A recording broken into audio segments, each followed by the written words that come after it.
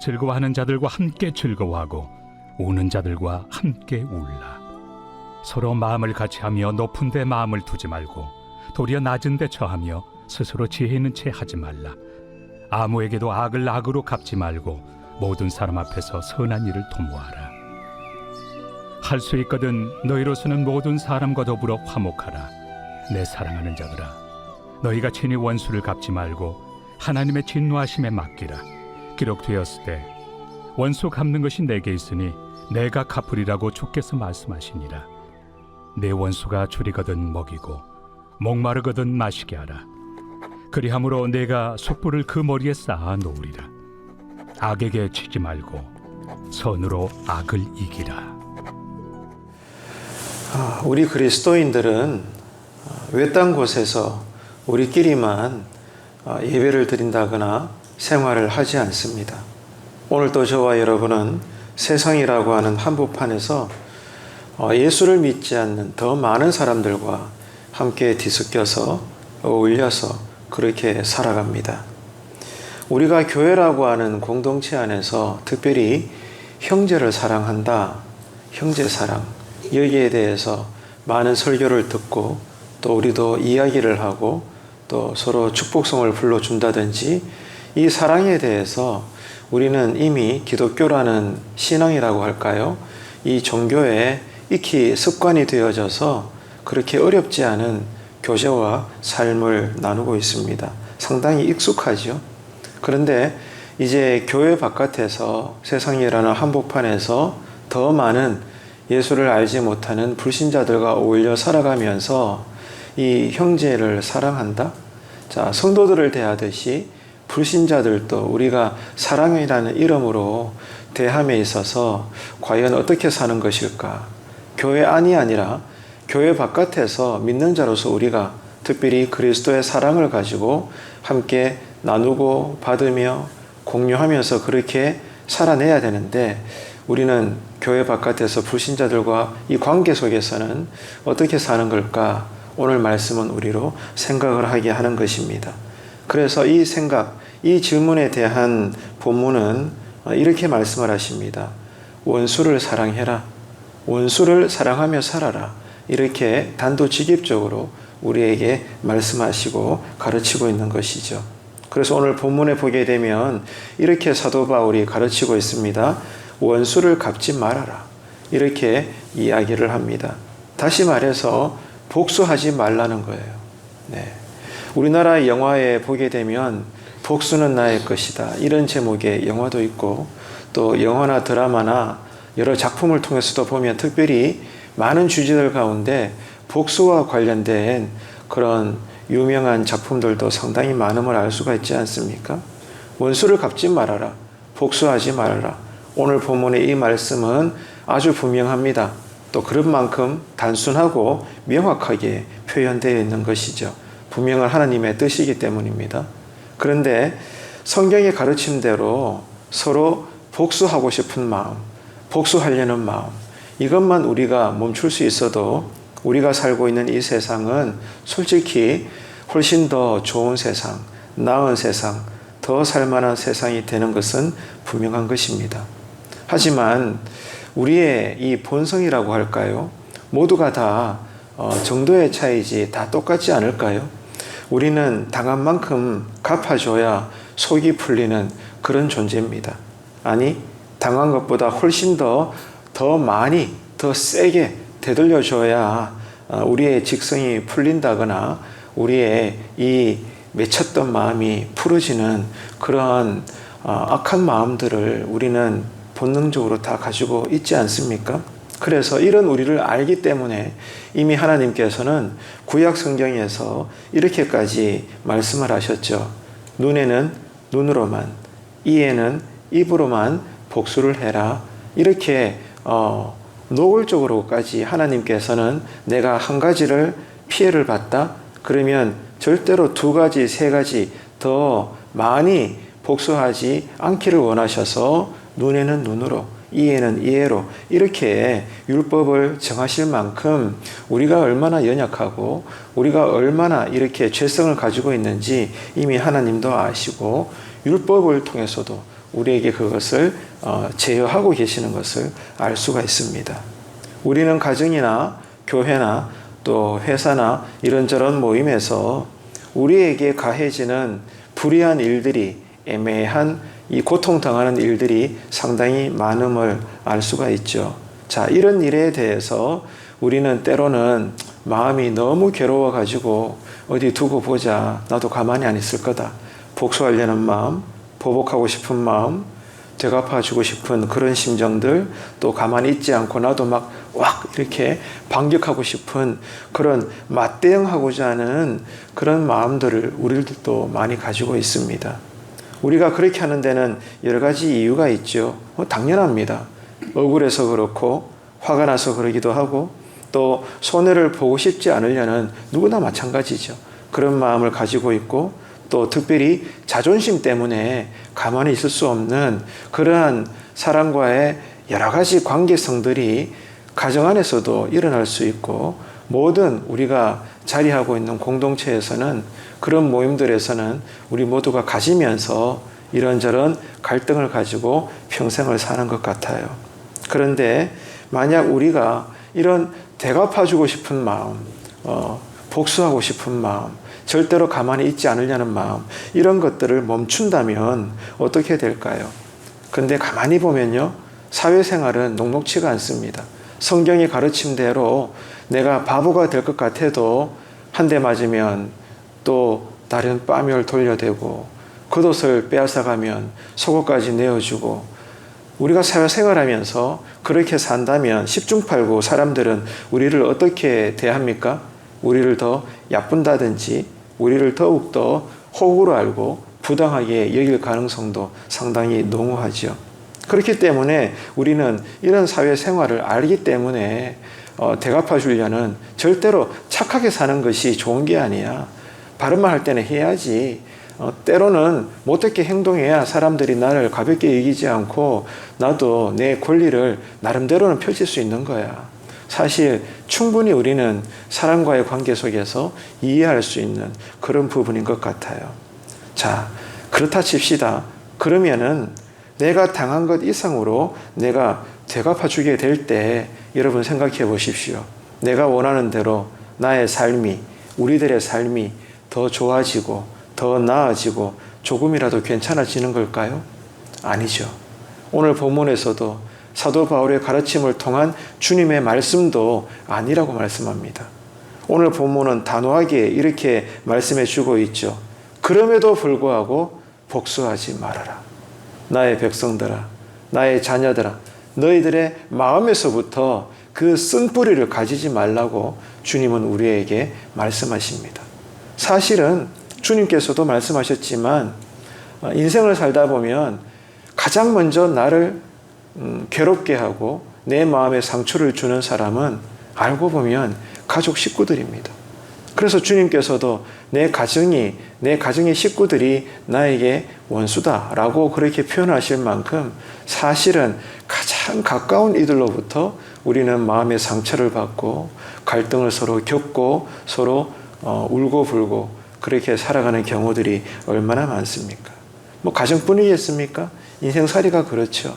왜냐하면은 모두가 다 생각이 다르고 방법이 다르고 자기 중심으로 살 수밖에 없기 때문에 으르렁거리면서 살 수밖에 없는 것입니다.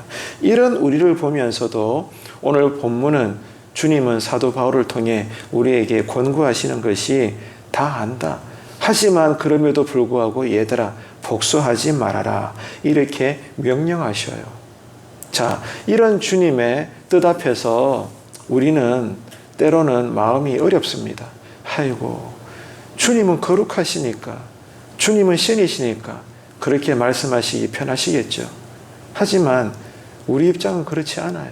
라고 우리는 성경을 읽을 때도 또 이 시간처럼 목회자로부터 설교를 들을 때도 여러분 우리 마음은 불편한 것입니다. 하지만 여러분 생각해 보세요. 오늘 말씀이 우리에게 위로가 되는 것은, 그리고 이것을 체험해야 되는 것은 한결같습니다. 왜 주님은 우리에게 복수하지 말라고 하는가? 나쁜 마음을 가지지 말라고 하는가? 복수하지 말라고 말씀하시는 그 이유는 무엇입니까? 복수하는 것은 우리가 할 일이 아니라 하나님의 소관이라는 거예요. 하나님의 일입니다. 다시 말해서 하나님이 갚아주시는 거예요. 여러분, 이 체험을 합시다. 이 경험을 해야 되는 거예요.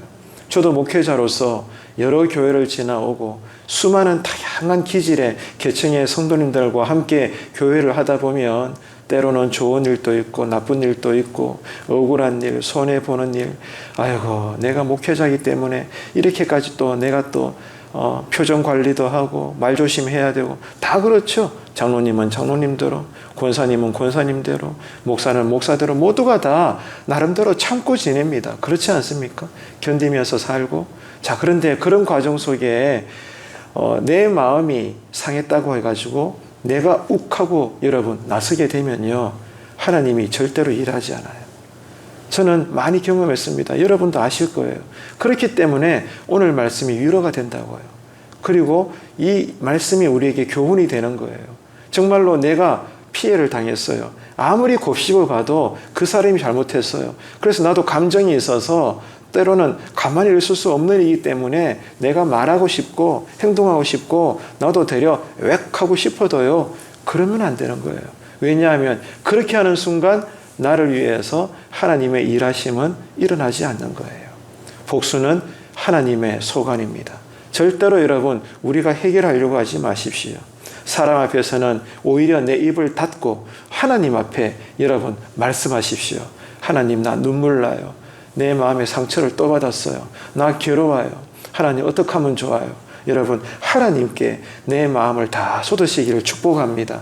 그래서 복수하는 것은 그 일을 판단하시고 해결하시고 누가 옳고 그른지 누가 길고 짧은지 공의로우신 하나님께서 모든 것을 일을 하실 수 있도록 교통정리하실 수 있도록 하나님께 내어드리고 맡기시는 오늘 이 하루 속에서도 모든 자리에서의 사랑과의 관계가 되시기를 진실로 주님의 이름으로 부탁드립니다. 이게 신자가 할 일이에요. 우리는 성경을 통해서 사랑이다. 사랑. 이 사랑이라는 단어를 대하면 기본적으로 감정과 관련해서 받아들입니다. 사랑을 감정적으로 인식하는 거예요. 그렇기 때문에 성경에서 형제를 사랑해라, 이 말씀 앞에서 우리는 이해가 되는데, 그런데 주님은 또 어떻게 말씀하셨어요? 원수까지 사랑해라, 원수를 사랑해라. 이 말씀 앞에서는 우리가 받아들이기 어려워하는 거예요. 왜냐하면 이 사랑이라는 개념을 감정적으로 먼저 이해하기 때문입니다. 그래서 가족을 사랑한다, 친구를 사랑한다, 내 이웃을 사랑한다. 오케이, 네, 주님 당연한 말씀이에요. 우리는 받아들입니다. 그런데 원수도 사랑해라? 아이고야, 주님, 이게 말이 됩니까? 왜? 감정으로 우리가 이해하기 때문에요. 감정적으로 가족과 이웃과 친구는 사랑함에 있어서 문제가 되지 않잖아요. 그런데 원수? 나를 힘들게 하는 대적자들? 나한테 상처를 준 저 사람들? 감정적으로 여러분 사랑이 됩니까? 안 되잖아요. 누구나 다. 누구도 예외 없어요. 감정적으로 사랑을 우리가 이해하기 때문에 어떤 말씀은 아멘 하지만 어떤 말씀에는 아멘이 잘 되지 않는 것입니다. 그런데요, 여러분, 성경은 이 사랑에 대해서 감정적으로 우리로 받으라고 말씀하지 않아요. 성경이 말씀하시는 사랑은 행동과 관련이 되어 있습니다. 감정의 단어가 아니라 행동과 관련된 그런 단어라는 겁니다. 본문에서 원수를 사랑해라. 자, 여러분, 좋은 예가 나오죠. 원수를 사랑하는 것은 이 원수를 감정적으로 좋아하라는 말이 아닙니다. 어떻게 원수를 감정적으로 좋아해요? 하지만 하나님은 우리에게 원수까지도 사랑이라 말씀하셨으니 우리는 어떻게 순종해야 됩니까? 원수가 고통당할 때 감정이 아니라 그 말씀대로 순종해서 내가 도와주는 거예요. 원수일지라도 고통당할 때 도와주는 것, 당장의 내 감정과 상관없이 말입니다. 내 감정적으로는 도울 수 없어요. 하지만 하나님께서 말씀하셨잖아요. 누구든지 서로 사랑해라. 그 범주 안에는 원수까지도 있는데 주님께서는 대어놓고 말씀하셨죠. 원수까지도 사랑해라. 자, 감정이 앞서지 마십시오. 주님의 말씀이기 때문에 가만히 보니까 저 원수가 힘들어하네. 그러면 내가 도와주는 거예요. 행동으로 나가는 겁니다. 감정이 아니라.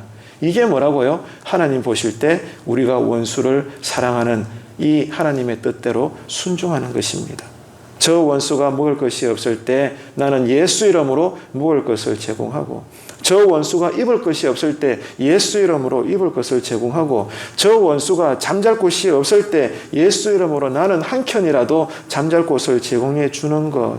여러분, 하나님은 우리의 이런 행동을 보시고 우리가 원수를 사랑했구나라고 받아주신다는 거예요. 감정은 아니에요. 여전히 감정은 가까이 나아가지 않습니다. 하지만 행동은 할 수 있다는 거예요. 이해가 되시나요? 이게 바로 오늘 말씀의 교훈입니다. 절대로 여러분 오늘 말씀을 우리가 기억하시고요. 사랑은 감정이 아닙니다. 한번 따라합시다. 사랑은 감정이 아닙니다. 여러분 이해가 되시죠? 감정으로 받아치지 마세요. 행동하는 것입니다. 내 감정과 내 마음은 아직 나아갈 수가 없어요. 당연합니다. 하나님도 알고 계세요. 우리가 그만큼 연약합니다. 그러나 행할 수는 있는 것입니다. 이럴 때 주님께서는 기뻐하시는 거예요. 그래, 네가 역시 내 아들이다. 네가 내 딸이구나. 네가 나의 말에 순종했구나. 내가 너를 기뻐하노라. 여러분, 이런 하나님의 마음이 오늘 새벽 기도 가운데 깨달아지시기를 축복합니다. 하나님의 이런 사랑의 가르침 앞에서 우리는 삶 속에서 교회 안이나 교회 밖이나 특별히 나를 힘들게 하는 사람들이 있다면 어떻게 우리는 지금 사랑하면서 살고 있는 걸까? 오늘 말씀을 마무리하겠습니다. 오늘 본문을 통해서 주님께서 가르쳐 주시는 사랑은 감정이 아닙니다. 순종하여 행동하는 것입니다. 그럴 때 마지막 마무리는 하나님이 하시는 거예요. 내가 말씀대로 내 원수에게 저 사람이 힘들어하는 것을 내가 보는 순간 주님 때문에 입혀주고 먹여주고 재워줬을 때 그 이후에 일어날 내가 상상할 수 없는 역전되는 상황은 주님께서 하신다는 거예요. 그래서 여러분, 이 하나님의 일하심을 오늘 또 기대하시고 바라보시면서 우리가 예수 이름으로 기도할 때에 오늘 또 특별히 이 추운 날 무엇보다 그리스도의 사랑이 실천되어지므로 누구보다 내 마음에 평강이 흐를 수 있는 샬롬의 이 하루가 되시기를 주님의 이름으로 축원합니다. 기도하겠습니다. 참 좋으신 하나님 아버지, 은혜를 감사합니다. 바울의 가르침을 통해서 하나님께서 알게 하시는 사랑은 감정이 아니라 하나님의 뜻대로 순종해서 행동하는 것임을 배웠습니다.